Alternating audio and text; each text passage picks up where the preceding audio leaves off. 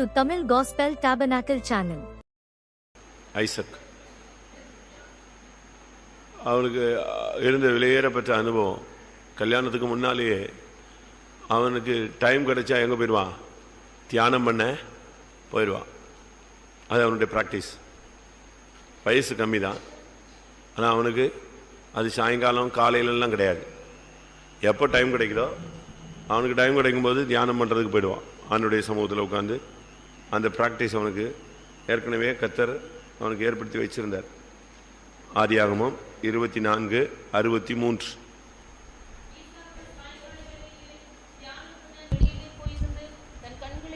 பார்த்தபோது ஒட்டகங்கள் வர கண்டான். ஈசாக்கு சாயங்கால வேளையிலே தியானம் பண்ண வெளியிலே போயிருந்தான். அவனுக்கு அந்த தியானம் பண்ணுறது, மெடிடேட் பண்ணுறது, ஆண்டோடைய சமூகத்தில் உட்காந்து ஜெபிக்கிறது, அது காலையில் தான் ஜெபிக்கணும், பகலில் ஜெபிக்கக்கூடாது, நைட்டு தான் ஜெபிக்கணும். ஒன்று காலையில் 4 மணி, இல்லைன்னா நைட்டு 10 மணி, அப்படிலாம் கிடையாது. அவனுக்கு ஒரு டைம் வச்சுருந்தான். அவனுக்கு கிடைச்ச நேரம் அதுதான். ஆடுகளெல்லாம் வச்சு முடிஞ்சாச்சு, எல்லாத்தையும் கடையில் கொண்டு போய் மந்தையை மடக்கி முடித்த பிறகு அந்த கிடைக்கிற டயத்தில் அவன் எங்கே போகிறான்?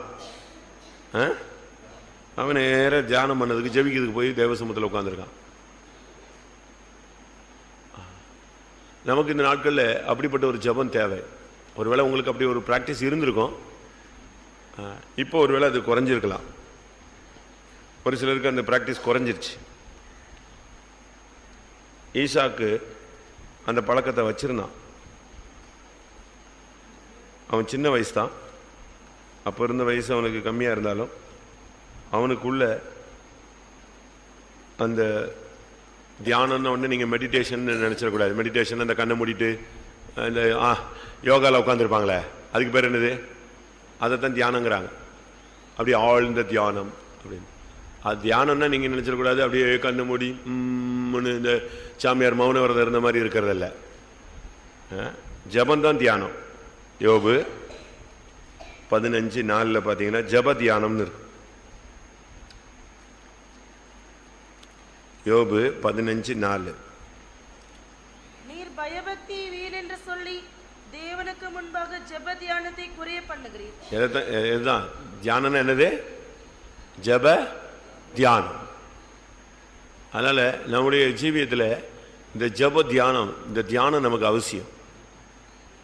ஈசாக்குக்கு அந்த ப்ராக்டிஸ் இருந்துச்சு. அதனால தான் குடும்பத்தில் ஒரு சின்ன காரியம் பிரச்சனைனா உடனே அவன் என்ன செய்வான்? ஜெபம் பண்ணுவான். அவனுடைய லைஃப்பை நீங்கள் படித்து பார்த்தீங்கன்னா பிரச்சனையான நேரத்திலெல்லாம் கர்த்தர் அவனுக்கு பேசுவார். நெருக்கமான நேரத்திலெல்லாம் கர்த்தர் அவனுக்கு பேசுவார். ஏன்னா இவன் கர்த்தர்கிட்ட பேசுனதுனால கர்த்தர் அவன்கிட்ட பேசுகிற ஒரு ப்ராக்டிஸ் அவனுக்கு இருந்துச்சு. இப்போ நம்மள அநேகர் நம்ம பேசுகிறோம், கர்த்தர் பேசுறது இல்லை. சில நேரங்களில் கர்த்தர் பேசுகிறார், நம்ம ஜெபிக்கிறது இல்லை. இப்படி பல விதங்களில் நமக்கு பல அனுபவங்கள் இருக்குது ஜபத்தில், குறைவுகள். ஆனால் இவனுடைய ஜபம் அப்படி அல்ல. இவனுக்கு அந்த ப்ராக்டிஸ் இருந்துச்சு இல்லையா? இப்போ விவாகம் ஆயிடுச்சு, அவனுக்கு குழந்தைகளே இல்லை. ஆதியாகமம் 25:21. மலடியா இருந்த தன் மனைவிக்காக ஈசாக்கு கர்த்தரை நோக்கி வேண்டுதல் செய்தான். கர்த்தர் அவன் வேண்டுதலை கேட்டருளினார். பாத்தீங்களா? இவனுக்கு அந்த பிராக்டிஸ் இருந்ததுனால இப்ப தன்னுடைய குடும்பத்தில் ஒரு நிந்தை இருக்கு, ஒரு தேவை இருக்கு, ஒரு காரியம் நிறைவேறப்படாமல் இருக்கு. இப்ப அதுக்காக போய் என்ன செய்ய ஆரம்பிச்சிட்டான்? ஜெபிக்க ஆரம்பிச்சிட்டான். ஏன்னா அவனுக்கு ஏற்கனவே அந்த பழக்கம் இருக்கே. கர்த்தருடைய சன்னிதானத்துக்கு போறது, யார் இருந்தாலும் இல்லாட்டாலும் தனியா போய் தேவ சமூகத்தில் தியானம் பண்றது, ஜபத்தை பண்றது, அவங்க வரணும் இவங்க வரணும் அப்படிலாம் என்ன செய்யறது இல்லை, பார்க்கறதே இல்லை. வயசான தகப்பன், தாய் இறந்துட்டா, தனியாக தான் இருந்தான். ஆனால் தேவ சமூகத்தை போய் என்ன செஞ்சான்? அனுபவிச்சான். ஆண்டோடைய பாதத்தில் போய் உட்கார்ந்தான். அந்த ப்ராக்டிஸ் அவனுக்கு பிற்கால வாழ்க்கையில் என்ன செஞ்சது? கை கொடுத்தது. இப்போ மனைவி மலடியா போயிட்டா. அந்த நிந்தை யாருக்கும் உண்டு? யாருக்கும் உண்டு? புருஷனுக்கும் உண்டு. இந்த நிந்தை நீங்கிறதுக்காக இவன் கர்த்தர்ட்ட ஜெபிக்க ஆரம்பிச்சான். கர்த்தாவே, அவன் பாருங்க, அவனுடைய ஜெபம் உடனே கேட்டுச்சு. தன் மனைவிக்காக ஈசாக்கு கர்த்தரை நோக்கி வேண்டுதலை செய்தான். கர்த்தர் அவன் வேண்டுதலை கேட்டு அழுதினார். அதே போல இவன் கர்த்தரை ஜெபிச்சு அப்படி பழகிட்டதுனால இப்ப கர்த்தர் அவன்கிட்ட அடிக்கடி இடைபட ஆரம்பிச்சாரு. அதுதான் நம்முடைய லைஃப்ல ரொம்ப தேவை. ஆதியாகமம் 26:2. அவ்விடத்து மனிதர்கள் அவன் மனைவியை 26:2. கர்த்தர் அவனுக்கு தரிசனமாகி நீ எகிப்துக்கு போகாமல் நான் உனக்கு சொல்லும் தேசத்திலே குடியிரு. கர்த்தர் அவனுக்கு தரிசனமாகினார். இது எப்படி உள்ள சூழ்நிலை தெரியுமா? பயங்கர நெருக்கடியான ஒரு சூழ்நிலை. ஆபிரகாம் நாளில் உண்டான பஞ்சத்தை அல்லாமல் பின்னும் ஒரு பஞ்சம் தேசத்திலே உண்டாயிடுச்சு.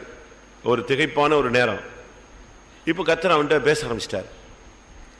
அவனுக்கு அவர் தரிசனம் ஆனார். நீங்க தேவ சமூகத்தில் இருந்து இருந்து இருந்து இருந்து பழகிட்டீங்கன்னா உங்களுக்கு ஒரு கிரிட்டிக்கல் சிச்சுவேஷன் வரும்போது யார் வந்துருவா? கர்த்தர் வந்துட்டு பேச ஆரம்பிச்சிருவார். உனக்கு ஆலோசனை கர்த்தராக, உனக்கு வழி நடத்துகிற கர்த்தராக, உனக்கு தன்னை வெளிப்படுத்துகிற தெய்வமாக நினைச்சுவார் வருவார். அதுக்கு அடுத்த பிரச்சனை ஒன்று பஞ்சம், அடுத்து சண்டை, வாக்குவாதங்கள், பயங்கர எதிர்ப்பு. இவன் தோண்டி இவங்க அப்பா தோண்டி வச்சிருந்த துறவெல்லாம் நெஞ்சுட்டான், மண்ணல்லி மூடிட்டான் பெலிஸ்தர். அப்போ இவன் போய் திரும்ப திரும்ப திரும்ப திரும்ப தோன்றான். திரும்ப திரும்ப என்ன உண்டாகுது? வாக்குவாதம் தான் உண்டாகுது. 26ஆம் அதிகாரத்தில் 13ஆம் வசனத்திலிருந்து இந்த போராட்டம் ஸ்டார்ட் ஆகி 14ஆம் வசனத்திலிருந்து இந்த போராட்டம் ஸ்டார்ட் ஆகி 22ஆம் வசனம் வரை 23ஆம் வசனம் வரைக்கும் என்ன செய்யுது? பிரச்சனை வந்துகிட்டே இருக்கு. Continue problem. இந்த இடத்துல 26, 24 வாசிங்க. அன்று ராத்திரியிலே கர்த்தர் அவனுக்கு தரிசனமாகி நான் உன் தகப்பனாகிய ஆபிரகாமுடைய தேவன், பயப்படாதே, நான் உன்னோட கூட இருந்து. பாத்தீங்களா? இங்க கர்த்தர் மறுபடி அங்க பேச ஆரம்பிக்கிறார். மறுபடியும் அவனுக்கு தரிசனமாகிறார். நீங்க ஜெபிச்சு ஜெபிச்சு ஜெபிச்சு பழகிட்டீங்கன்னா ஆண்டவர் உங்கள்கிட்ட பேசி பேசி என்ன செய்ய ஆரம்பிச்சிருவாரு? அந்த பிராக்டிஸ் உங்களுக்கு கிடைச்சிடும். இப்ப டெய்லி வாக்குவாதம், டெய்லி போராட்டம், டெய்லி கலக்கம், டெய்லி துக்கம், எப்படி ஒரு பிரச்சனையில் அவன் அப்படி சிக்கி தவிக்கும் போது கர்த்தர் சொன்னாரு, நான் உன்னை ஆசீர்வதித்து உன்னை பெருக பண்ணுவேன், நீ பயப்படாத. எவ்வளவு அருமையா அவன்கிட்ட பேசி விடுறாரு. அந்த தைரியத்தில் தான் அவன் புறப்பட்டு போறான். அதனால நம்ம ஜெபம் பண்ணுவோம். நாம் இந்த நாட்களில் ஜெப தியானத்தை குறைக்க கூடாது. நேரம் கிடைக்கும் போதெல்லாம் ஜெபத்தை நீங்க பண்ணிட்டே இருக்கணும். ஈசாக்கு சாயங்கால வேலையிலே தியானம் பண்ண வெளியிலேயே போயிருந்தான். அவனுக்கு அந்த பாருங்க அந்த தன்மை இருந்ததுனால தான் விவாகத்துக்கு முன்னாலே அந்த பிராக்டிஸ். விவாகம் முடிஞ்ச பிறகும் தன் மனைவிக்காக ஜெபித்தான், நின்று நீங்கும்படியாக ஜெபித்தான். கர்த்தர் அவன் வேண்டுதலை கேட்டார். பஞ்சமான சூழ்நிலையில் கர்த்தர் அவனுக்கு தரிசனமானார். வாக்குவாதங்கள் ஏற்பட்டு போராட்டமான சூழ்நிலையில் மனக்குழப்பங்கள் இருக்கும் பொழுது கர்த்தர் அவனுக்கு தரிசனமானார். இந்த லைஃப் நமக்கு தேவை. உங்களுக்கு தேவையானால் ஈசாக்கின் ஜெப ஆவிக்காக நீங்க கொஞ்ச நேரம் ஜெபம் பண்ணுங்க. ஈசாக்கினுடைய பிராக்டிஸ் நமக்கு வேணும். நாம ஜெபிக்கணும், கர்த்தர் நம்மோடு பேசணும். அப்படிப்பட்ட ஒரு ஜெப அனுபவத்தை கர்த்தர் இந்த நாட்கள்ல ஜெப தியானத்தை கர்த்தர் நமக்கு தர முடியாது. ஜெபம் பண்ணுவோம். எல்லாம் நல்லா போராடுங்க. உங்களுடைய வாழ்க்கையில தேவை அதுதான். அல்லேலூயா அல்லேலூயா அல்லேலூயா அல்லேலூயா ஆமென் ஆமென் ஆமென் அல்லேலூயா. கர்த்தாவே, ஈசாக்கின் ஜெப தியானம் எனக்கு வேணும் ஆண்டவரே. அல்லேலூயா. ஈசாக்கை போல மற்றவர்களுக்காக வேண்டுதல் செய்து உடனே ஜெபம் கேட்கிற அந்த ஜெபங்கள் ஏறெடுக்க எனக்கு உதவி செய்யும் ஆண்டவரே. ஈசாக்கோடு சூழ்நிலைகள் மத்தியில, பிரச்சனைகள் மத்தியில பேசின தெய்வம் ஆண்டவரே, எங்களுக்கு நீர் தரிசனமாகி எங்கள் ஜெபங்களிலே, எங்கள் ஜெப வேலைகளிலே நீர் எங்களோடு இடைப்படும் ஆண்டவரே. அப்படி ஒரு வாழ்க்கையை எங்களுக்கு பயிற்சி வைக்க உதவி செய்யும் ஆண்டவரே. எல்லாரும் வாயை திறந்து ஜெபம் பண்ணுங்க. ஆமென் ஆண்டவரே. ஈசாக்கை போல உடனடியாக ஜெபித்து உடனடியாக பதிலை பெற்றுக் கொள்ளக்கூடிய அனுபவம் வேணுமே. ஈசாக்குக்கு தரிசனமானவர். ஹல்லேலூயா. நீர் எங்களோடு இடைப்படணுமே. ஈசாக்கின் பயபக்திக்குரியவரே, ஈசாக்கின் பயபக்திக்கு உரியவரே, ஈசாக்கின் பயபக்திக்கு உரியவரே. ஆமென் ஆமென் ஆமென் ஆமென் ஆமென் ஆமென் ஆமென் ஆமென் ஆமென் ஆமென். ஈசாக்கின் ஜெபாவினால் கர்த்தர் நம்மை நிறைக்க முடியாது. ஸ்தோத்திரம் பண்ணுவோம்.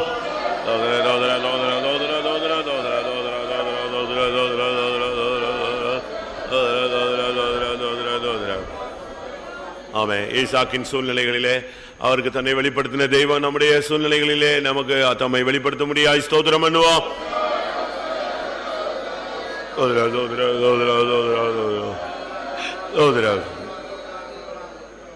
நம்ம ஒவ்வொருவருக்கும் பல காரியங்களுக்காக நம்ம ஜெபிக்கிறோம், ஜெபித்து கொண்டு வருகிறோம்.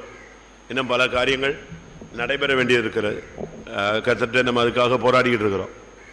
கர்த்தர் அந்த விஷயங்களில் நமக்கு கை கொடுக்கணும்.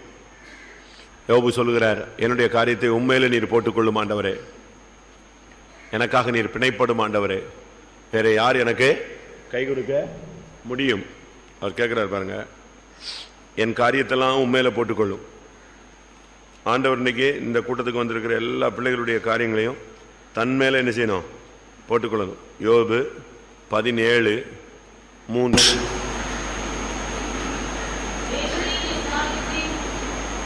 போட்டுக்கொண்டு எனக்காக பிணைப்படுவீராக, வேறு யார் எனக்கு கை கொடுக்கத்தக்கவர்? தேவரீர் என் காரியத்தை மேல் போட்டுக்கொண்டு எனக்காக பிணைப்படுவீராக, வேற யார் எனக்கு கை கொடுக்கத்தக்கவர்? அதனால நம்முடைய குடும்பத்தார் கை கொடுக்க முடியாது, புருஷன் கை கொடுக்க முடியாது, நம்முடைய பிள்ளைகள் கை கொடுத்தாலும் நமக்கு அந்த லெவல் வராது. அதனால அவங்க சொல்றான் பாருங்க, தேவரீர் என் காரியத்தை உண்மையில போட்டுக்கொள்ளும், வேற யாரும் எனக்கு என்ன செய்ய முடியாது, கை கொடுக்க முடியாது. ஏன்னா அவங்கெல்லாம் கை கொடுத்து தாண்டிலாம் அதெல்லாம் அந்த நிலவரெல்லாம் போயிடுச்சு. வேற யார் எனக்கு கை கொடுக்க? யார் கை கொடுக்கிற ஆளு? நமக்கு கை கொடுக்கணும்னா யார் தான் கை கொடுக்கணும்? தெய்வம் தான் கை கொடுக்கணும். எபிரேயர் 2:16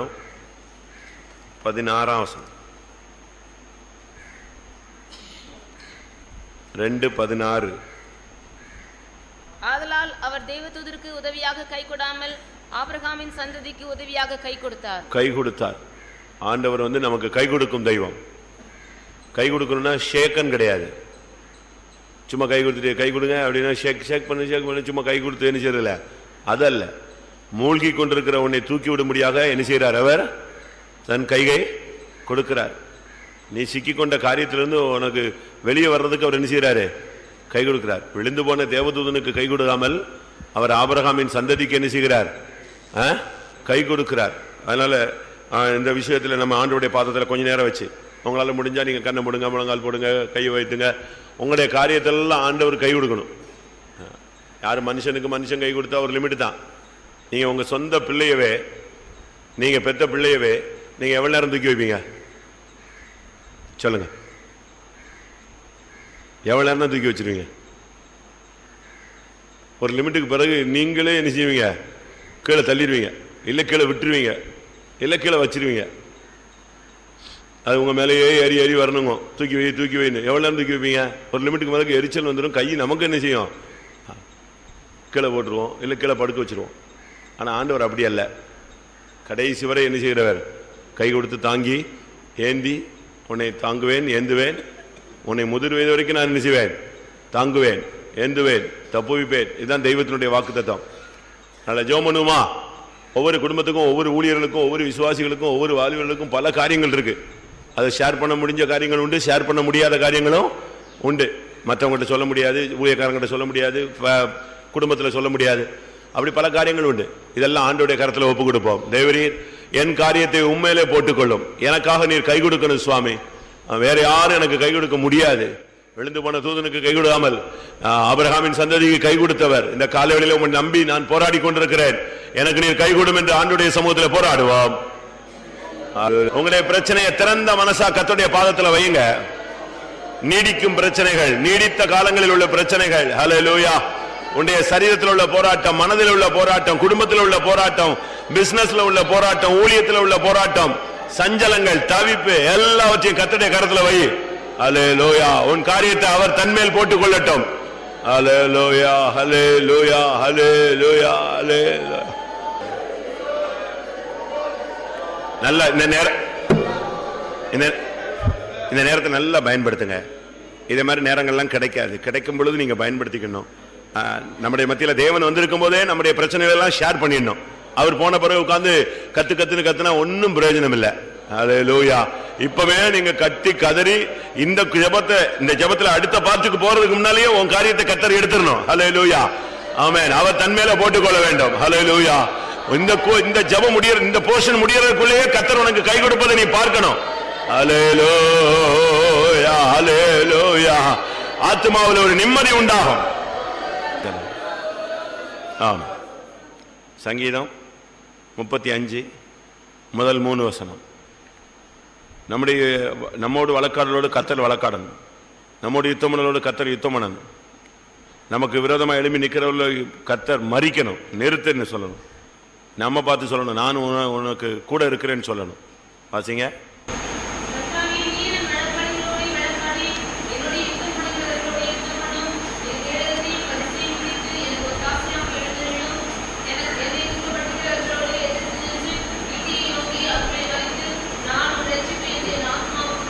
எப்படி இருக்கு பார்த்தீங்களா அந்த வசனம்? அருமையான வசனம். எனக்கு அடிக்கடி நான் இந்த வசனத்தை பல இடங்களில் சொல்லுவேன்.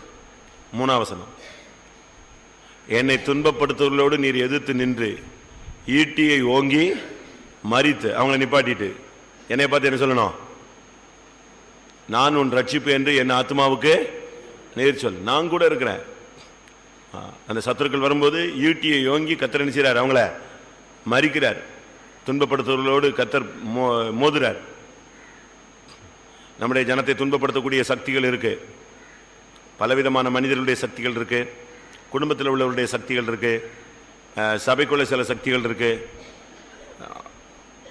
சரீரத்தில் சில சக்திகளுடைய போராட்டங்கள் இருக்கு, மனதில் சில சக்திகள் துன்பப்படுத்திக்கிட்டு இருக்கு, சஞ்சலங்கள், தவிப்புகள், தொழில்களில் பல சக்திகள் நம்முடைய ஜனங்களை துன்பப்படுத்திக்கிட்டு இருக்கு. அப்படிப்பட்ட சூழ்நிலைகளில் போய்கிட்டு இருக்கிறவங்களுக்கு கத்தர் ஒத்தாசையாக போய் என்ன செய்யணும்? ஈட்டியை யோங்கி அந்த வல்லமையை மறிக்கணும். நெல்லுன்னு சொல்லி நம்ம பார்த்து என்ன சொல்லணும்?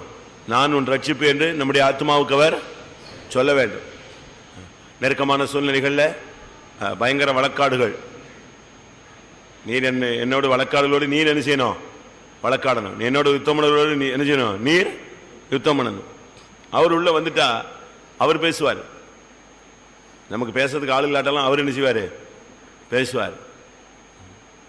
அடுத்தது நமக்கு யுத்தம் பண்ணதுக்கு ஆளு இல்லைனாலும் அவர் நமக்காக என்ன செய்வார்? யுத்தம் பண்ணுவார். ஜெபம் பண்ணுமா எல்லாரும்?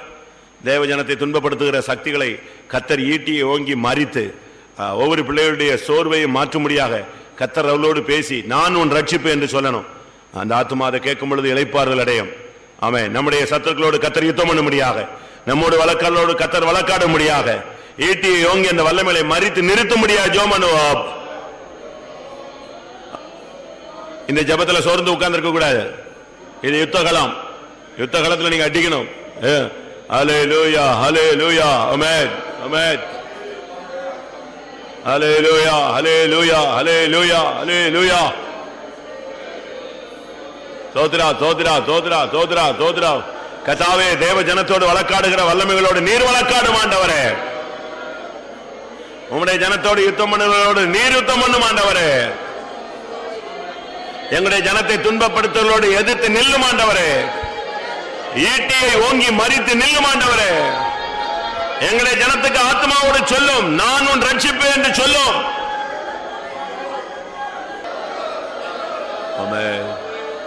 தேவ ஜனத்தை துன்பப்படுத்துகிற சத்திய சக்திகளோடு கத்தர் எதிர்த்து நிக்க போற அப்படினால ஸ்தோத்திரம் பண்ணுவோம்.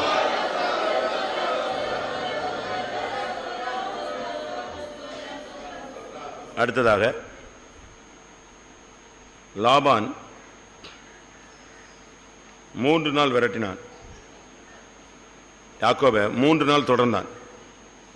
விடாம தொடர்ந்து அவனை பிடிச்சான். அவனுடைய மெயின் எய்ம் அவனை ஒன்றும் இல்லாமல் ஆக்கிறணும் தான். எல்லாத்தையும் அடித்து பிடுங்கி தூக்கிட்டு வந்துடணும், அவனை துரத்தி விட்டணும்னு தான் போனான். அவனுக்கு பயங்கர துக்கம். 3 நாள் கழிச்சு தான் அவனுக்கு விஷயமே தெரியும். திரும்பி விரட்ட ஆரம்பித்தான்.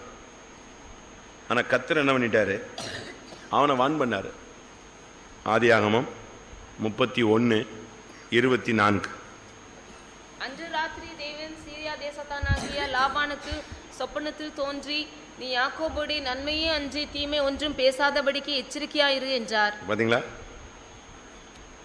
ஆண்டவர் அவன் வான் பண்ணார். என்னுடைய பிள்ளைகிட்ட போய் நீ என்ன செய்யக்கூடாது? தீமையை பற்றி தீமையா பேசவே கூடாது. அவனை வெட்டிடுவேன், கொன்றுவேன், அழிச்சிடுவேன், இந்த கதையே பேசாத. போன நன்மையை பேசு, வேற எதுவும் பேசாதுன்றார். 31ஆம் அதிகாரம் 29. உங்களுக்கு பொல்லாப்பு செய்ய எனக்கு வல்லமை உண்டு, ஆகிலும் உங்கள் தகப்பனுடைய தேவன் நீ யாக்கோபுடைய நன்மையே அன்றி தீமை ஒன்றும் பேசாதபடிக்கு எச்சரிக்கையாயிரு என்று நேற்று ராத்திரி என்னோட சொன்னார். கரெக்டா சொல்றான் பாருங்க. அத உனக்கு தீங்கு செய்ய எனக்கு என்ன உண்டு? பொல்லாப்பு செய்ய எனக்கு வல்லமை உண்டு. பிசாசுக்கு நம்மளை மேற்கொண்டு அழிச்சு ஒண்ணுமில்லாம ஆக்கிறதுக்கு பவர் இருக்கு. ஆனா கர்த்தர் சொன்னாரு, கிட்ட என்ன செய்யக்கூடாது? போகக்கூடாது. நீ என் பிள்ளையை சந்திக்கும் போது நன்மை அன்றி தீமை என்ன செய்யக்கூடாது, பேசாத. எவ்வளவு மிரட்டி கொண்டு வந்தார் பார்த்தீங்களா? அவன் வந்த வேகம் பயங்கரமான வேகம். 3 நாள் கழிச்சு தான் அவனுக்கு மேட்டர் தெரியும். ஆனா யாரை பிடிச்சிட்டான் வந்து? கீலேயாத்து மலையிலே அவனை 7 நாள் விரட்டி யாரை பிடிச்சிட்டான்? வாசிங்க 23ஆம் வசனம், 22, 23. யாக்கோபு ஓடி போனது 3ஆம் நாளிலே லாபானுக்கு அறிவிக்கப்பட்டது.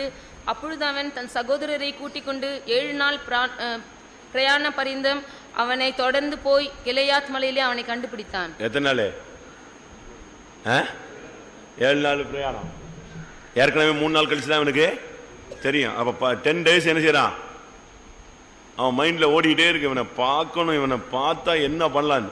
கரெக்டா 10வது நாள் வரும்போது கர்த்தர் சொன்னாரு, நீ போற. கரெக்ட்.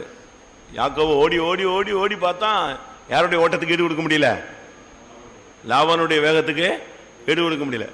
நீங்க யோசிச்சு பாருங்க, 3 நாள் முன்னால வந்தவன். அப்ப இன்னும் அவன் பிடிபடவே கூடாது. என்ன செய்யணும்? இன்னும் போயிட்டு தான் இருக்கணும். இவனுடைய வேகம் குறைஞ்சிருச்சு, சத்துருடைய வேகம் கூடிடுச்சு. பிடிச்சான். கீலேயாத்து மலையிலே அவனை கண்டுபிடித்தான். ஆனா கர்த்தர் அதுக்கு முன்னால அவனை நெஞ்சாரு ஆஃப் பண்ணி வச்சுட்டார். லாபானை அப்படியே பிரேக் பண்ணி வச்சார். நீ போ, ஆனா என் மகன்கிட்ட நீ பேசும்போது எப்படி தான் பேசணும்? நன்மை தான் பேசு. நன்மை அன்றி தீமையை பேசாதபடி எச்சரிக்கையார், வான் பண்ணார். அதுபோல நமக்கு விரோதமான சக்திகளை கர்த்தர் என்ன செய்யணும்? இன்னைக்கு வான் பண்ணணும். உங்களை வந்து நிற்கும் போது அவன் எப்படி வந்து நிற்பான்? ஏசா தகப்பனுடைய மரண நாள் வரும், அன்னைக்கு நான் உன்னை என்ன செய்வேன்? கொன்று போடுவேன் சொன்னான். ஆதியாகமம் 27:41. யாக்கோபை தன் தகப்பன் ஆசீர்வாதத்தின் நிமித்தம் ஏசா யாக்கோபை பகைத்து, என் தகப்பனுக்காக துக்கிக்கும் நாட்கள் சீக்கிரமாய் வரும், அப்பொழுது என் சகோதரனாகிய யாக்கோபை கொன்று போடுவேன் என்று அவன் மைண்ட் எப்படி இருந்துச்சு? கொன்றுவேன். சாவுக்கு வருவான்ல, எங்க போனாலும் எங்க வருவான்? சாவுக்கு வருவான்ல. சாவுக்கு அன்னைக்கு இவன் என்ன செய்வேன்? சாகடிப்பேன்னு சொல்றான். எவ்வளவு பயங்கரமான ஒரு இது. 42ஆம் வசனம். மூத்த மகனாகிய ஏசாவின் வார்த்தைகள் ரெபெக்காளுக்கு அறிவிக்கப்பட்டது. அப்பொழுது அவள் தன் இளைய மகனாகிய யாக்கோபை அழைத்து, உன் சகோதரனாகிய ஏசா உன்னை கொன்று போட நினைத்து தன்னை தேற்றிக் கொள்ளுகிறான். இந்த இவ்வளவு பயங்கரமான ஒரு மனுஷன். ஆனா கர்த்தர் அந்த சூழ்நிலையை மாத்தி எப்படி கொண்டு வந்தார்? அவனை ஆட்டுக்குட்டி மாதிரி கொண்டு வந்தார். அப்படியே சரண்டரானா. 2 பேரும் ஒருத்தர் சந்திக்கும் போது பார்த்தீங்கன்னா ரொம்ப சாஃப்டாக தான் 2 பேரும் மீட் பண்ணுவாங்க. ரொம்ப சாஃப்டா. ஆதியாகமம் 33:3. தான் அவர்களுக்கு முன்னாக நடந்து போய் 7 திசை தரை மட்டும் குனிந்து வணங்கி தன் சகோதரன் கிட்ட சேர்ந்தான். அப்பொழுது ஏசா எதிர்கொண்டு ஓடி வந்து, ஏசா எதிர்கொண்டு கொன்னே விடுவேன் சொன்னவன் இப்ப எப்படி வரான்? எதிர்கொண்டு ஓடி வந்து அவனை தழுவி அவன் கழுத்தை கட்டி கொண்டு அவனை முத்தம் செய்தான். இருவரும் அழுதார்கள். எப்படி இருக்கும்? சூழ்நிலையை மாத்தினாரா? கிளைமேட்டை மாத்தினாரா? அதான் நம்முடைய தேவன். அதனால இன்னைக்கு கர்த்தர் என்ன செய்யணும்? நம்ம ஜெபத்தை கேட்டு நம்முடைய சத்துருக்கள் எல்லாரும் நம்மகிட்ட இனிமே எப்படிதான் பேசணும்? இந்த வருஷத்துல நன்மையை அன்றி என்ன செய்யக்கூடாது? தீமையே ஒருத்தனும் பேசக்கூடாது. அவனுக்கு பவர் இருக்கட்டும், வல்லமை இருக்கட்டும், பணம் இருக்கட்டும், திறமை இருக்கட்டும், சக்தி இருக்கட்டும், எல்லா ஆவி பொல்லாத ஆவிலாம் இருக்கட்டும், அவனை நம்மகிட்ட கிட்ட வரும்போது எப்படி மாற்றி கொண்டு வரணும்? ஆட்டுக்குட்டியா கொண்டு வரணும். சிங்கம் அப்படி வாய் கட்டப்பட்ட சிங்கமாய் வந்து நிற்கணும். வருமா? வருமா? வரும். நம்ம இப்ப ஜெபிக்க போறோம். லாபானை அதட்டி கட்டுப்படுத்தின தேவன் நமக்கு விரோதமான சத்துருக்கள்கிட்ட எல்லாத்தையும் கர்த்தர் ஒரு வார்னிங் கொடுக்கணும். என் பையன்கிட்ட பேசாத, என் பிள்ளைகிட்ட பேசாத, என் பிள்ளைகிட்ட என்ன செய்யாத, பரியாசம் பண்ணாத, என் பிள்ளையை துன்பப்படுத்தாத, துக்கப்படுத்தாத. கர்த்தர் பேசணும், நொறுக்கணும் அவனை. நமக்கு விரோதமான லாபானின் சக்திகளோய் கர்த்தர் இந்த காலை வேளையில நம்முடைய ஜெபத்தை கேட்டு நன்மை அன்றி தீமை பேசாதபடி எச்சரிக்கையாயிரு என்று அவர்களை எச்சரிக்க முடியாது. ஜெபம் பண்ணுவோம். ஹல்லேலூயா, ஹல்லேலூயா, ஹல்லேலூயா. லாபானை எச்சரித்த தேவன் நம்முடைய சத்துருக்களை எச்சரிக்கட்டும். லாபானை எச்சரித்த கர்த்தர் உனக்கு விரோதமான சத்துருக்களை எச்சரிக்கிறார். ஆமென். தீமை பேசாதே, தீமை செய்யாதே, என் ஜனத்துக்கு விரோதமாக எழும்பாதே. ஹல்லேலூயா, ஹல்லேலூயா, ஹல்லேலூயா. ஆமென். கர்த்தாவே, தேவ ஜனத்துக்கு விரோதமாக எழும்புகிற வல்லமைகளை கர்த்தர் எச்சரிக்க முடியாது ஜெபிக்கிறேன். ஓ, நன்மை அன்றி தீமை பேசாதபடி எச்சரிக்காய் மாற்றும் ஆண்டவரே. தீமை பேசக்கூடாது, தீமை செய்யக்கூடாது, தீமை உண்டு பண்ணக்கூடாது. எல்லா வல்லமையும் கட்டி போடும், செயலற்று போக பண்ணும். ஓ, நீர் கட்டுப்படுத்தும், எச்சரியும். மனிதனானாலும் சாத்தானானாலும் எங்களுடைய ஜனத்துக்கு விரோதமாய் தீமை செய்ய அனுமதியாதேயும். ஆமென். நல்ல ஜெபம். கர்த்தர் நம்மோடு இருக்கிறாருங்கிறத மற்றவங்க கண்டுபிடிக்கணும். அப்படிதானே? ஆதியாகமத்தில் பாருங்க, துரத்தி விட்டாங்க ஈசாக்க. அவன் போய் ஒரு இடத்துல கிணறு தோண்டுவான், துரத்தி விடுவாங்க.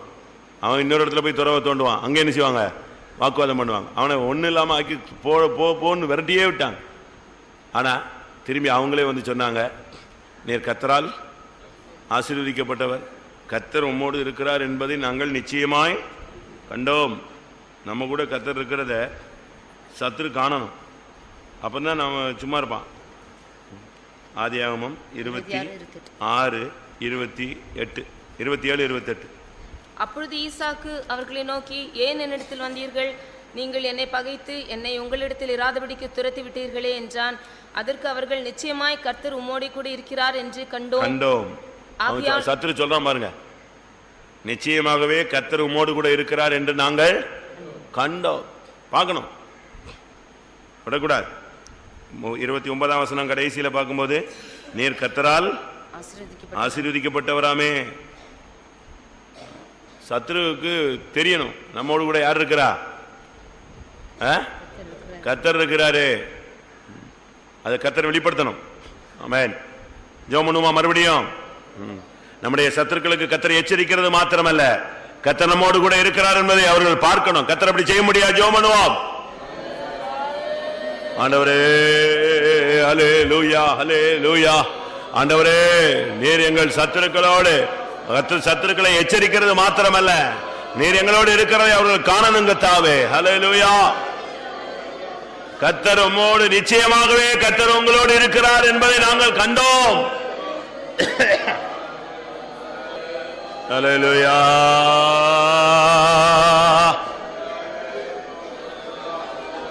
ஆமென். கர்த்தர் என்னோடு இருக்கிறாருங்கிறத மற்றவங்க காணணும் அப்படின்னு சொல்றவங்க நல்லா ஜெபம் பண்ணுங்க. நாளைக்கு வந்து சொல்லுவான், தேவ சமூகம் உங்களோடு இருந்துச்சு, அந்த யுத்தத்தில் கர்த்தர் உங்களோடு இருந்தாரு, நான் உனக்கு விரோதமாக எழும்பினேன், ஒன்றும் பண்ண முடியல, கர்த்தர் உன்னோடு இருக்கிறாரு, நிச்சயமா அது தெரிஞ்சிருச்சு சொல்லுவான். பிசாசே சொல்லுவான், மனுஷனே சொல்லுவாங்க, நாங்கள் உனக்கு விரோதமாக என்னெல்லாமோ பண்ணணும்னு பார்த்தோம். எப்படி இருக்கும்? ஒரு இடத்துல ஒரு சகோதரிக்கு விரோதமாக பயங்கரமான செய்வனைகள், ஒன்றுமில்லாமல் ஆக்கிட்டாங்க அந்த குடும்பத்தை, அந்த சகோதரியும் அந்த குடும்பத்தையும். கடைசியில் இவங்க ஜெபிச்சு பெந்தைகோஸ்தில் கடந்து ஜெயிச்சிட்டாங்க. ஜெயிச்சா தோத்து போன ஆளும் இருக்கு. தோத்து போனது முதல் மனைவி. பாதிக்கப்பட்டது யாரு? ரெண்டாவது மனைவிக்கு செய்வனை வச்சு ஒரு வழி பண்ணிட்டாங்க.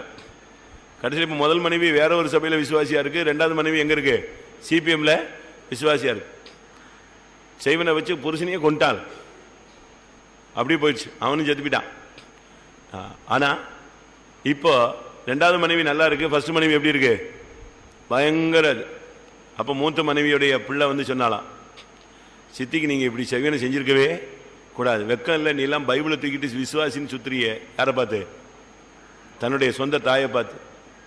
அவங்களுக்கு அநியாயமா செய்வனை வச்சுட்டீங்களே, அப்படி செய்யலாமா? நீலாம் ஒரு அம்மான்னு சொல்றதுக்கு எனக்கு என்ன இல்லை, வாயே வரமாட்டேக்கு.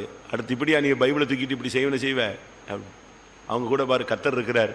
எங்க வாழ்க்கையை விட அவங்க பிள்ளைங்க வாழ்க்கை தான் எப்படி இருக்கு? நல்லா இருக்கு. சொல்லணும், உங்களுக்கு செய்வனை செஞ்சவங்களே சொல்லணும், கர்த்தர் நம்மோடு இருக்கிறார் என்பதை இந்த புதிய வருஷத்துல எல்லாருக்கும் வெளிப்படுத்த முடியாது. ஜெபம் பண்ணுவோம். அல்லேலூயா. நீர் எங்களோடு இருக்கிறீர் கர்த்தாவே, 10,000ங்களில் சிறந்தவர். அல்லேலூயா. நீர் எங்களோடு இருக்கிறீர், சேனைகளின் கர்த்தர் எங்களோடு இருக்கிறீர். அல்லேலூயா. நீர் எங்களோடு இருப்பதை சத்துரு காணணும் கர்த்தாவே. நீர் எங்களோடு இருப்பதை சத்துரு காணணும் கர்த்தாவே. நீர் எங்களோடு இருக்கிறதை பிசாசு பார்க்கணும் கர்த்தாவே.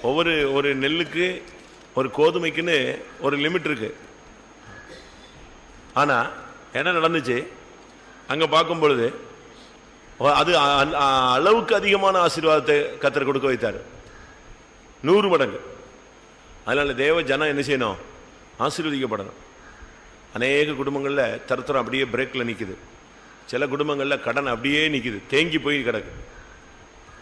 ஆனா கர்த்தரை நம்புகிறவனோ செழிப்பான். ஆண்டவரை நம்பும் போது நமக்கு என்ன உண்டாகணும்? செழிப்பு உண்டாகணும். கர்த்தருக்குள்ள போனேன், கர்த்தரை நீ ஆசீர்வதிச்சாரு. ஒரு காலத்துல ஒண்ணுமில்லாம இருந்தேன், அப்படி ரொம்ப பேர் இருக்காங்க. ஆண்டவரால் ஆசீர்வதிக்கப்பட்டவங்க இன்னைக்கு எவ்வளோ பேர் இருக்காங்க. ஒண்ணுமே இல்லாம என் கண்ணு முன்னாலேயே நான் எவ்வளோ பேரை பார்த்துருக்கேன். என்னுடைய சொந்த கண் முன்னாலேயே நான் பார்த்து ஒண்ணுமே இல்லாம இன்னைக்கு அவங்கெல்லாம் யாரு? கோடீஸ்வரர். ஆச்சரியமா இருக்கு. நம்ம கண்ணு முன்னாலே அவங்கெல்லாம் யாரா மாறிட்டாங்க? நாங்கள் ஒன்றுமில்லாதவர்களாக இருந்தோம், அநேகரை ஐஸ்வர்யவான்களாக்குகிறோம். அப்படி வசனம் இருக்கு. அதனால நம்முடைய ஜனங்கள் எல்லாம் ஆசீர்வதிக்கப்படணும்.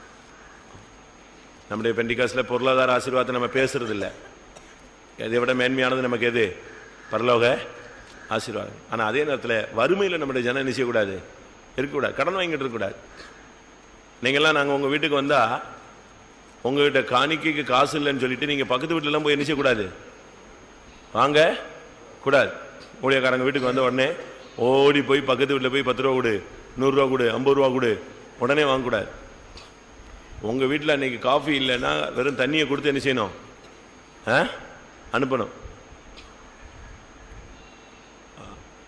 ஆண்டவரே என் பாத்திரத்தில் ஒன்றும் குறையாத அளவில் என் வீட்டை என்ன செய்துள்ளோம்? வைத்துக்கொள்ளும். அப்படி நீங்கள் ஜெபிச்சு நீங்கள் உங்கள் வீட்டை நெஞ்சிருக்கணும், ஆசீர்வதிச்சு வச்சுக்கணும். அதை விட்டு ஊழியக்காரங்க வந்த உடனே பக்கத்து வீட்டில் போய் ஒரு 100 ரூபா கொடு, 50 ரூபா கொடு, ஒரு 10 ரூபாயாவது கொடு, ஏட்டா உடனே கொடுன்னு வாங்கிட்டு வந்தா அவன் என்ன நினைப்பான்? இதெல்லாம் பரதேசி குடும்பங்கள் போல் இருக்கு, ஒன்றும் சோத்து கூட இல்லை, இது எதுக்கு ஊழியக்காரங்களுக்கு கொடுக்கணுமா? அவன் அப்படிதான் நினைப்பான். இந்த ஊழியக்காரங்க காசுக்காக வந்திருக்காங்க, இவங்க ஓடி போய் என்ன செஞ்சுட்டு வராங்க? காசு கேட்டு வாங்கிட்டு ஓடி வந்து கொடுக்குது. அப்போ அது சாட்சியா? சொல்லுங்க, நீங்க சொல்லுங்க, சாட்சியா? அது பக்கத்து வீட்டில் போய் 100 ரூபா வாங்கிட்டு வந்து ஒரு ஊழியக்காரனுக்கு காணிக்க கொடுத்து அவங்கள சிஸ்டர்ஸையோ பிரதரையோ பாஸ்டரையோ அனுப்பி விட்டா அவன் என்ன நினைப்பான்? உன் வீட்டில் ஒன்றும் இல்லை, கர்த்தரை நம்பி உனக்கு ஒன்றும் ஆகலைங்கிறதா நீயே சாட்சி சொல்ற உன்னுடைய கிரியை. அப்படி இருக்கவே கூடாது. நம்ம போயிட்டே இருக்கணும். கர்த்தர் கொடுக்க வேண்டிய நேரத்தில் நமக்கு என்ன செய்வார்? கொடுக்க வைப்பார், ஆசீர்வதிப்பார். உன்னுடைய களஞ்சியத்தில் ஒன்றும் என்ன செய்யக்கூடாது?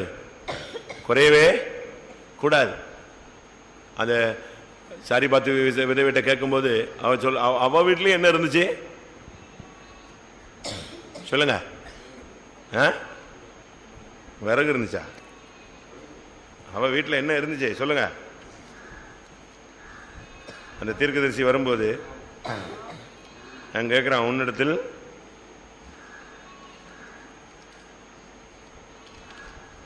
அந்த தீர்க்கதரிசியினுடைய மனைவிட்ட கேட்கிறான், உன் வீட்டில் என்ன இருக்குன்னு. அதற்கு அவள், ஒரு குடம் எண்ணெய் இருக்கிறது. அடுத்து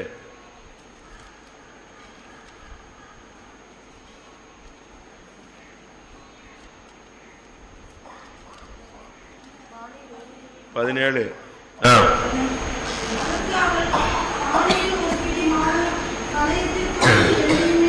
பாத்தீங்களா? அவ வீட்டில் என்ன இருந்துச்சு? கொஞ்சம் எண்ணெயும் கொஞ்சம் மாவு இருந்துச்சு. அப்போ உன் வீட்டில் ஊழியக்காரங்க வரும்போது, யாராவது வரும்போது உன் வீட்டில் என்ன இருக்கணும்? அதே போல சொந்தக்காரங்க வந்தா கூட பாருங்க, நம்ம ஆளுங்க ஓடி போய் கடன் தான் வாங்கிட்டு வரான். அப்போ சொந்தக்காரன் வந்து என்ன நினைப்பான் உங்க வீட்டை பத்தி? நீங்க உங்க வீட்டில் ஜெபிச்சு ஒரு குடம் எண்ணெய் ஒரு குடம் எண்ணெய் என்ன செய்யணும்? ஆசீர்வாதம் உங்க வீட்டில் என்ன செய்யணும்? கொஞ்சமாவது ஆசீர்வாதம் இருக்கணும். ஜெபம் பண்ணுமா? நம்முடைய ஜனத்தை கர்த்தர் ஆசீர்வதிக்கட்டும்.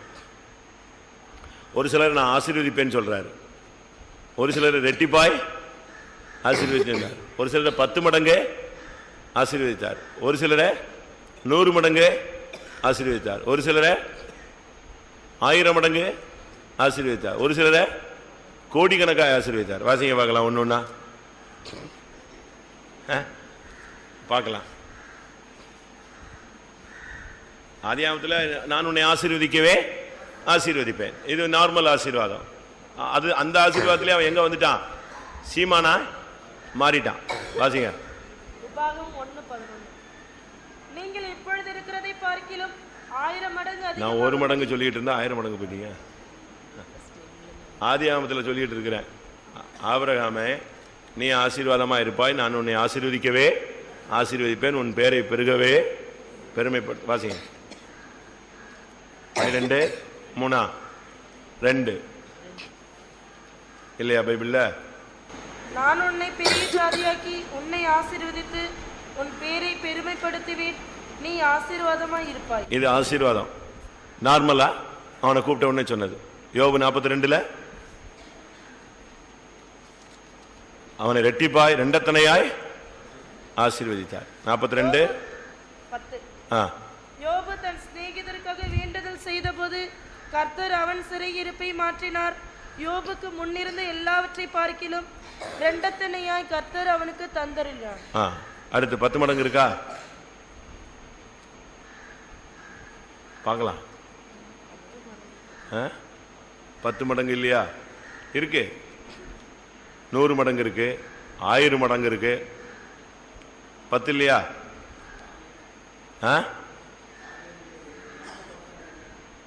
என்னதா? 10 மடங்கு ஞானம் கொடுத்தாரு, ஆசீர்வாதம்.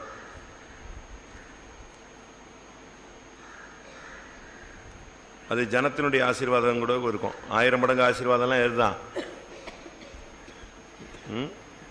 சரி, 100 ஈசாக்கை வாசிங்க.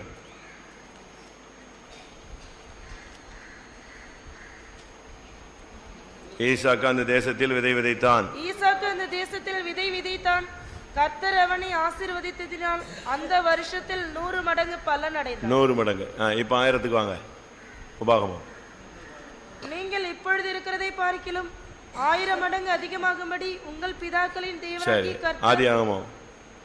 எங்கள் சகோதரியே நீ கொடா கொடியாய் பெருகுவாயாக. அப்போ தேவனுடைய ஆசீர்வாதங்கிறது ஸ்டெப்பா வந்துகிட்டே இருக்கு.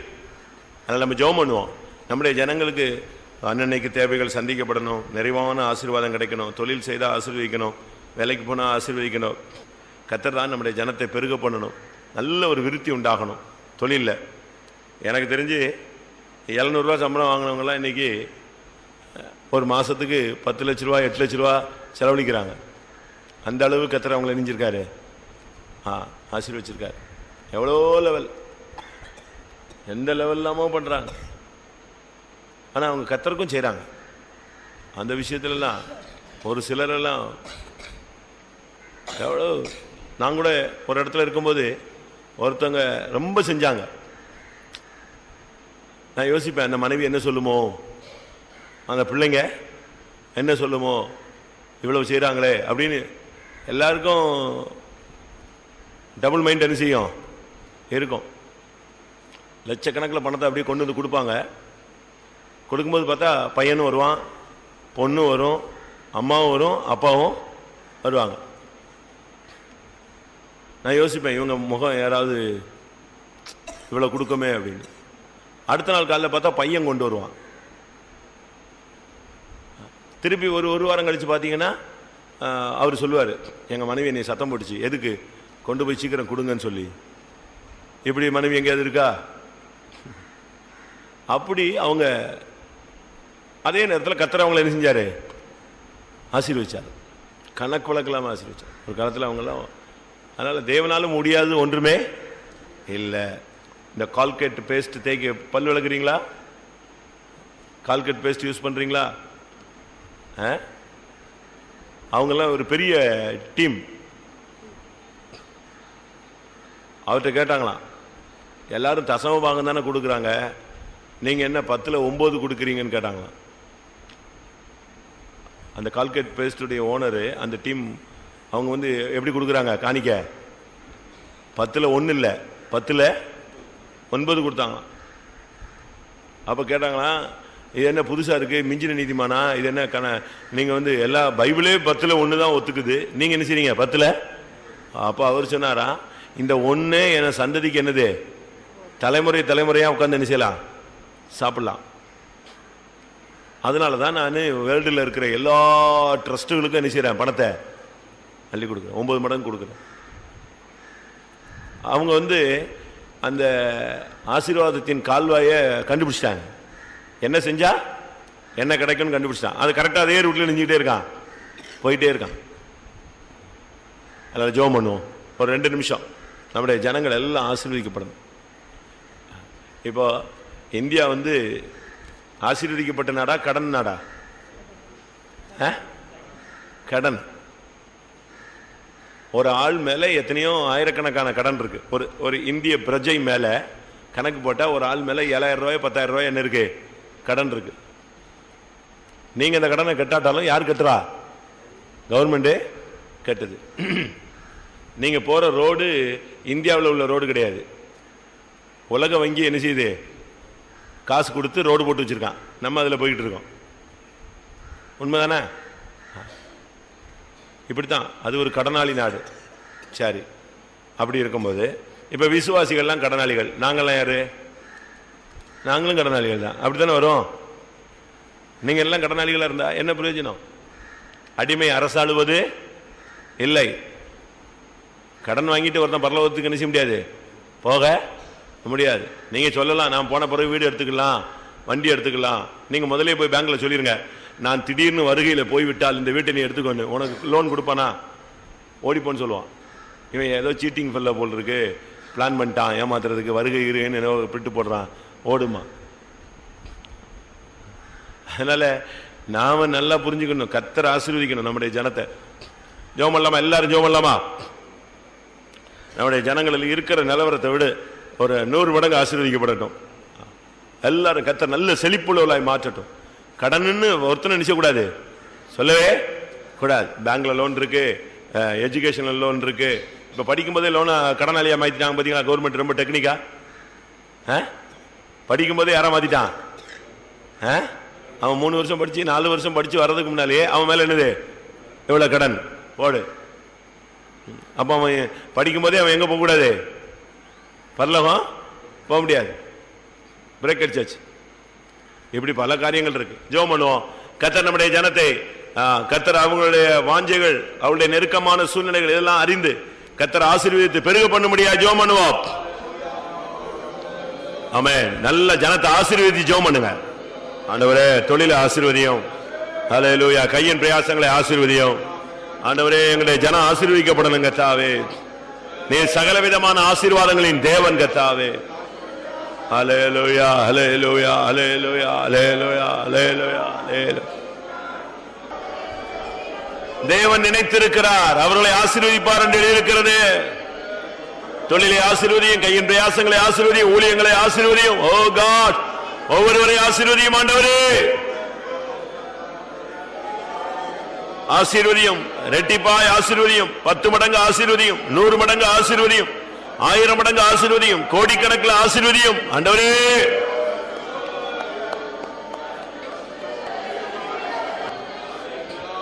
ஆமென், ஆமென். கர்த்தர் நம்முடைய ஜனத்தை ஆசீர்வதிக்க முடியாது. ஸ்தோத்திரம் பண்ணுவோம். ஸ்தோத்திரம், ஸ்தோத்திரம், ஸ்தோத்திரம், ஸ்தோத்திரம். ஆம், நம்முடைய சபை பெருகணும். மந்தை பெருகிறது போல ஜனத்தை என்ன செய்வேன், சபையில பெருக பண்ணுவேன். வாசிங்க, மந்தை பெருகிறது போல கர்த்தர் ஜனத்தை சபையில கொண்டு வந்து நிரப்பணும். அப்படி ஒரு அனுபவம் இருக்கு.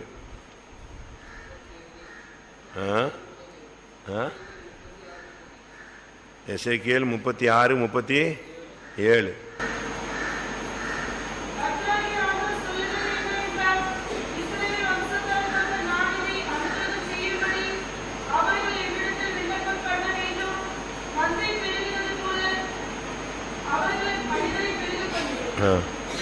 அவர்கள் என்னிடத்தில் விண்ணப்பம் பண்ண வேண்டும். ஆண்டவரே சொல்றார் பாத்தீங்களா, அவங்க ஜெபிக்கட்டும், நான் என்ன செய்றேன், ஆத்துமாக்களை தருகிறேன். அதான் அப்படியே அடுத்த வசனம், அப்படியே அவாந்தரமாய் இருந்த பட்டணங்கள் மனுஷரின் மந்தையால் நிரம்பி இருக்கும். இந்த விஷயத்தை கர்த்தர் சொல்றது ஒரே காரியம், நான் இதை அனுக்கிரகம் செய்யும்படி அவர்கள் என்னிடத்தில் என்ன செய்யணும்? விண்ணப்பம் பண்ணணும். அதான் இப்ப முக்கியம். அவங்க விண்ணப்பம் பண்ணா நான் எப்படி மாத்திடுவேன்? மந்தை பெருகுகிறது போல அவர்களில் மனிதரை பெருக பண்ணுவேன். இந்த வசனத்தை இப்ப வச்சு நம்ம ஜெபம் பண்ணணும். ஆண்டவரே சொல்றார், நான் அதை அனுக்கிரகம் செய்யணும்னா அவங்க என்ன செய்யணும்? என்னிடத்துல விண்ணப்பம் பண்ண வேண்டும். இந்த வசனத்தை எசேக்கியேல் 36:37 படி ஆண்டவர் நமக்கு சபையில ஆத்துமாக்களை அனுக்கிரகம் செய்யும்படி நாம் எல்லாரும் கொஞ்ச நேரம் போராடி விண்ணப்பம் பண்ணுவோம். ஹல்லேலூயா, ஹல்லேலூயா. மந்தை பெருகிறது போல கர்த்தாவே ஜனத்தை பெருக பண்ணுவேன் என்று சொல்லியிருக்கிறீரே, இதை அனுக்கிரகம் செய்யும்படி அவர்கள் என்னிடத்தில் விண்ணப்பம் பண்ண வேண்டும் என்று சொல்லியிருக்கிறீரே கர்த்தாவே, நாங்கள் சபையாய் சேர்ந்து உம்மிடத்தில் விண்ணப்பம் பண்ணுகிறோம். ஹல்லேலூயா, ஹல்லேலூயா, ஹல்லேலூயா. ஆமென். ஆமா, இந்த விஷயத்துல கர்த்தர் சொல்றார், அவங்க விண்ணப்பம் செஞ்சா நான் என்ன செய்வேன்? அப்ப நம்ம தான் ஆத்துமாக்களுக்காக என்ன செய்யணும்? ஜெபிக்கணும். இதை அனுக்கிரகம் செய்யும்படி அவர்கள் என்னிடத்தில் விண்ணப்பம் பண்ண வேண்டும், அப்பொழுது நான் அந்த வாரிய காரியத்தை செய்வேன். அப்ப நம்ம எப்படி விண்ணப்பம் பண்றோம்? நம்முடைய விண்ணப்பம் அதிகமா இருந்தால் கர்த்தர் அதிகமான ஆத்துமாக்களை தருவார். ஆமென். கர்த்தர் எல்லாரும் விண்ணப்பம் பண்ணுங்க. ஆமென். சபையில ஆத்துமாக்களை அனுக்கிரகம் செய்யும்படி விண்ணப்பம் பண்ணுங்க. ஆண்டவரே, ஆயிரக்கணக்கான ஆத்துமாக்கள் வேணும் சுவாமி, ஆயிரக்கணக்கான ஆத்துமாக்கள் வேணுங்க தாவே, இதை எங்களுக்கு அனுக்கிரகம் செய்யும் ஆண்டவரே. ஆத்துமாக்கள் விஷயத்தில் நீர் அனுக்கிரகம் செய்ய முடியாது வேண்டிக் கொள்கிறோம், விண்ணப்பம் பண்ணுகிறோம். மந்தை பெருகிறது போல ஜனங்களை பெருக பண்ணுவீராக. Praise the Lord. ஆமென். இந்த காலை வேளையிலே ஜெபத்தில் கடந்து வந்திருக்கிற எல்லாருடைய குடும்ப காரியங்களையும் தனிப்பட்ட காரியங்களையும் கர்த்தர் பொறுப்படுத்தி நடத்த முடியாது ஜெபம் பண்ணுவோம். கர்த்தாவே, இந்த காலை வேளையிலே உம்முடைய சன்னிதானத்தில் வந்திருக்கிற ஒவ்வொரு தேவனுடைய பிள்ளைகளுடைய காரியங்களை நீர் அறிவீர் சுவாமி. அவருடைய தேவைகள் என்னது என்று அறிவீர். அவருடைய போராட்டங்கள் உமக்கு தெரியும், அவருடைய பிரச்சனைகள் உமக்கு தெரியும் ஆண்டவரே. அவருடைய வாஞ்சைகளை நீர் அறிவீர். கர்த்தர் நன்மையான காரியங்களை செய்ய முடியாது ஜெபிக்கிறோம். நேர்த்தியான காரியங்களை செய்ய முடியாது ஜெபிக்கிறோம்.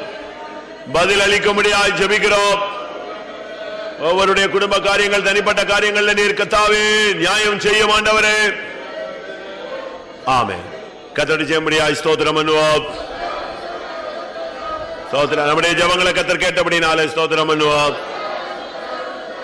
ஆமென். நம்முடைய ஜெபங்களை கேட்டு ஒவ்வொரு குடும்பங்களிலும் ஒவ்வொரு சபைகளிலும் ஜனங்களுக்குள்ளும் கர்த்தர் கிரியை நடப்பிக்க முடியாது ஸ்தோத்திரம் பண்ணுவோம். நம்முடைய நாசரேத்து ஊழியங்களுக்காய் ஸ்தோத்திரம் பண்ணுவோம்.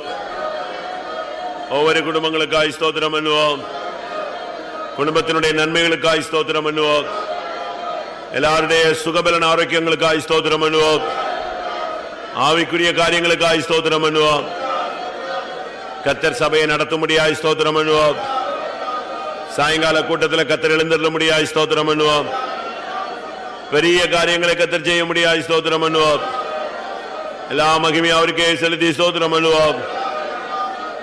அருமையான பிதாவை வாழ்த்துதிக்கிறோம். இந்த ஆசீர்வதிக்கப்பட்டதான பகல்களுக்காக உமக்கு நன்றி செலுத்துகிறோம். உடைய சன்னிதானத்துக்கு கடந்து வரவும், உடைய சன்னிதானத்தில் மன்றாடவும், பல காரியங்களுக்காக திறப்பில் நிற்கவும் நீர் எங்களுக்கு உதவி செய்ததற்காக நன்றி செலுத்துகிறோம். பலரும் பலவிதமான தேவைகளோடும் கண்ணீரோடும் துக்கத்தோடும் வந்தார்கள் கர்த்தாவே. அவருடைய காரியங்களை நீர் உண்மையிலே போட்டுக்கொண்டதுக்காய் ஸ்தோத்திரம். அவர்களுக்கு நீர் கை கொடுத்ததுக்காக உமக்கு நன்றி செலுத்துகிறோம். ஈசாக்கின் ஜெப ஆவி எங்களுக்கு இந்த நாட்களில் பயிற்சிவிக்க கர்த்தர் உதவி செய்ய முடியாக மன்றாடுகிறோம். எங்களுடைய ஜனங்களுக்கு விரோதமாக எழும்புகிற சக்திகளோடு நீர் யுத்தம் செய்யும் ஆண்டவரே. நீர் அவர்களோடு பேசும். நன்மை அன்றி தீமை செய்யக்கூடாது என்று எச்சரிக்க முடியாது ஜெபிக்கிறோம். நீர் எங்களோடு இருப்பதை மற்றவர்கள் காணட்டும். ஒவ்வொரு குடும்பத்தினுடைய காரியங்களுக்காக ஜெபிக்கிறோம். ஆத்தும ரட்சிப்புகளுக்காக ஜெபிக்கிறோம். எங்களுடைய ஜனத்தின் ஆசீர்வாதத்துக்காக ஜெபிக்கிறோம். சபையின் எழுப்புதலுக்காக ஜெபிக்கிறோம்.